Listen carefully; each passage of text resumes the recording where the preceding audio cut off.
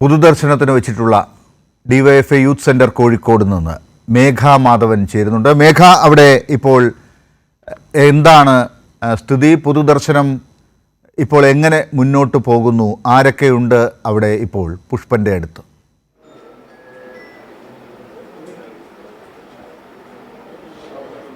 ലാൽ, 7 മണിക്ക് ആരംഭിച്ച പൊതുദർശനം ഇപ്പോഴും തുടരുകയാണ്. തങ്ങളുടെ പ്രിയപ്പെട്ട സഖാവിനെ അവസാനമായി ഒരു നോക്ക് കാണാൻ നിരവധി പേരാണ് കോഴിക്കോട് ഡിവൈഎഫ്ഐയുടെ യൂത്ത് സെൻറ്റർ ഓഫീസിലേക്ക് വന്നുകൊണ്ടിരിക്കുന്നത്. 3:30 സഖാവ് പുഷ്പൻ്റെ മരണം സ്ഥിരീകരിക്കുന്നത്. അതിന് പിന്നാലെ 6 മണിക്ക് ശേഷമാണ് കോഴിക്കോട് യൂത്ത് സെൻറ്ററിലേക്ക് അദ്ദേഹത്തിൻ്റെ മൃതശരീരം കൊണ്ടുവന്നത്.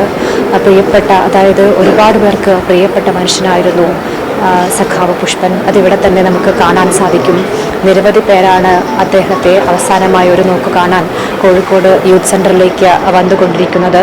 നമുക്ക് ദൃശ്യങ്ങളിൽ കാണാം തങ്ങളുടെ പ്രിയപ്പെട്ട സഖാവിനെ അവസാനമായി ഒരു നോക്ക് കാണാൻ സ്ത്രീകളും കുട്ടികളും ഉൾപ്പെടെയുള്ള ആളുകളൊക്കെ തന്നെയും വന്നുകൊണ്ടിരിക്കുന്നു. CPM-ൻ്റെ പ്രമുഖ നേതാക്കളൊക്കെ തന്നെയും ഇവിടെയുണ്ട്.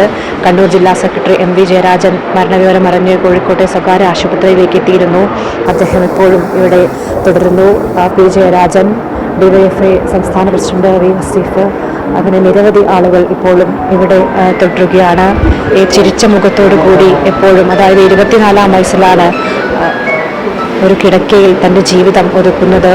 എന്നാൽ അപ്പോൾ മുതൽ ചിരിച്ച മുഖത്തോടു കൂടി തന്നെ കാണാൻ വരുന്ന ആളുകളോട് എല്ലാ കാര്യങ്ങളും തിരക്കുകയും എല്ലാ കാര്യങ്ങളും മനസ്സിലാക്കുകയും ചെയ്തിരുന്നു പുഷ്പനെ കാണാൻ വരുന്ന ആളുകൾ അദ്ദേഹത്തെ ഒരുപാട് സ്നേഹിച്ചിരുന്നു.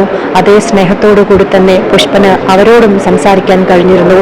അതുകൊണ്ടാണ് ഈ സമയവും മരണവിവരം അറിഞ്ഞുകൊണ്ട് വിവിധ ഇടങ്ങളിൽ നിന്ന്, വിവിധ പ്രദേശങ്ങളിൽ നിന്നൊക്കെ തന്നെയും ആളുകൾ ഇവിടേക്ക് എത്തിക്കൊണ്ടിരിക്കുന്നത്.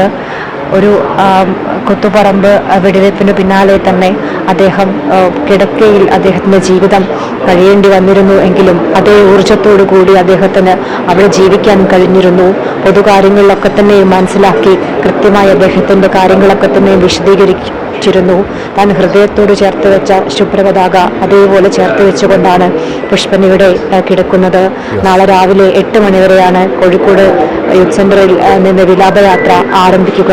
അതിന് പിന്നാലെ കൊയിലാണ്ടി, വടകര, നാദാപുരം റോഡ്, മാഹി തുടങ്ങിയ ഇടങ്ങളിലൊക്കെ തന്നെയും പുഷ്പനെ സ്നേഹിക്കുന്ന ആളുകൾക്ക് അദ്ദേഹത്തെ അവസാനമായി ഒരു നോക്ക് കാണാനുള്ള അവസരം ഒരുക്കുന്നുണ്ട്. അതിന് പിന്നാലെ തലശ്ശേരി ടൗൺ ഹാളിലാണ് പൊതുദർശനം നടക്കുക. അതിനുശേഷം ചൊക്ലിയിലും പൊതുദർശനം നടക്കും.